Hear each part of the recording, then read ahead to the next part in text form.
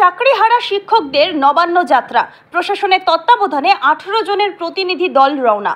হাওড়া ময়দানে ধর্নায় বসেছিলেন চাকরিহারা শিক্ষক শিক্ষিকারা। সেখানে হাজির হন হাওড়া সিপি ও ডিসিপি। আন্দোলনরতদের কাছে প্রশাসনের পক্ষ থেকে একটি তালিকা তুলে দেওয়া হয়, যাতে 18 জনের নাম ছিল।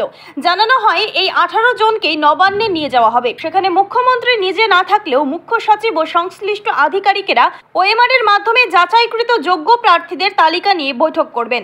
আদালতের নির্দেশ অনুযায়ী সেই তালিকা জমা দেওয়া হবে।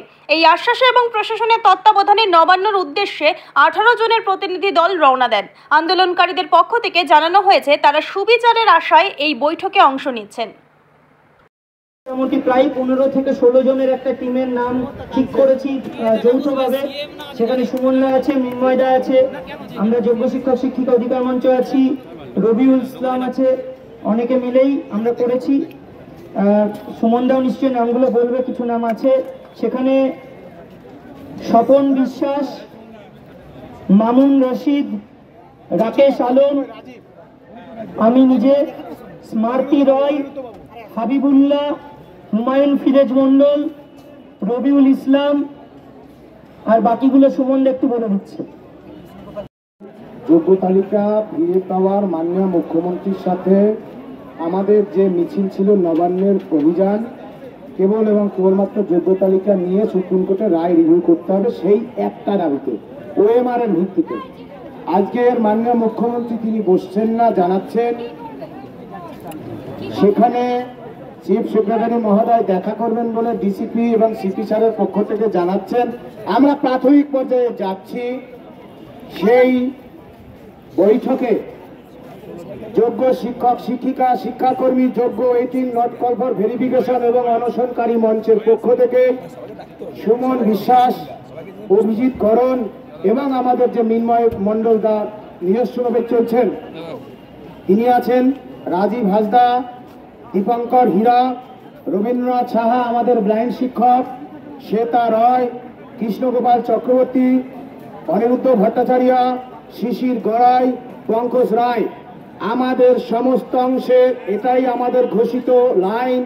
সেই লাইনের ভিত্তিতেই মাননীয় শিক্ষক চিন্ময় মণ্ডল তিনি তার তালিকা বলেছেন, তিনিও তার তালিকা জানাবেন বা জানিয়েছেন।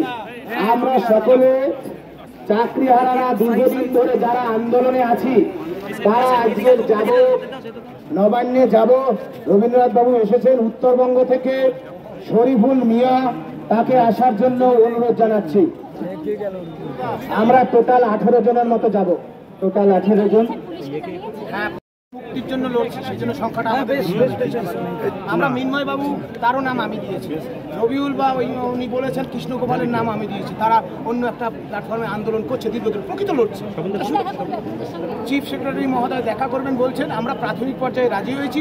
আমাদের মেইন টার্গেট মুখ্যমন্ত্রী নবান্নে আছে, তিনি যেন আমাদের ডেকে নেন, নইলে যা যা করিনি এখনো দেখছেন শান্তিতে।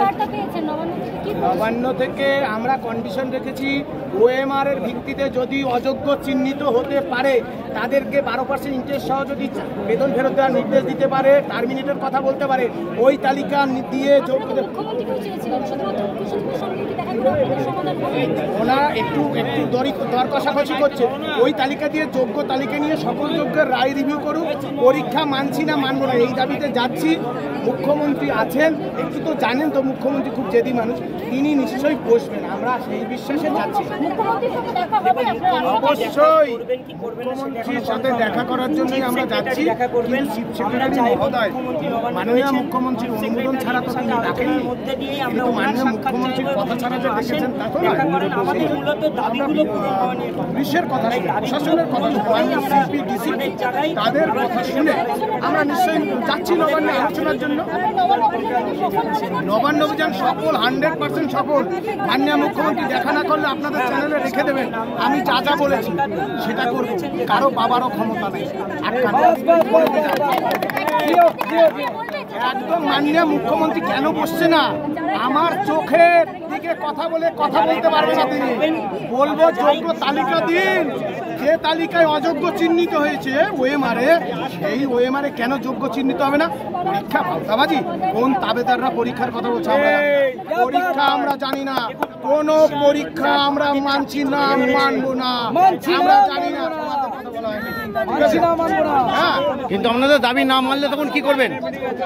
আমরা মেহবুব মণ্ডল সহ আমরা যৌথভাবে যোগ্য অধিকার মঞ্চ, মিন্ময় মণ্ডল, ব্লাইন্ড, এই যে কৃষ্ণ দীর্ঘদিন ধরে আন্দোলন করছে, আমরা 18 জন যাবো।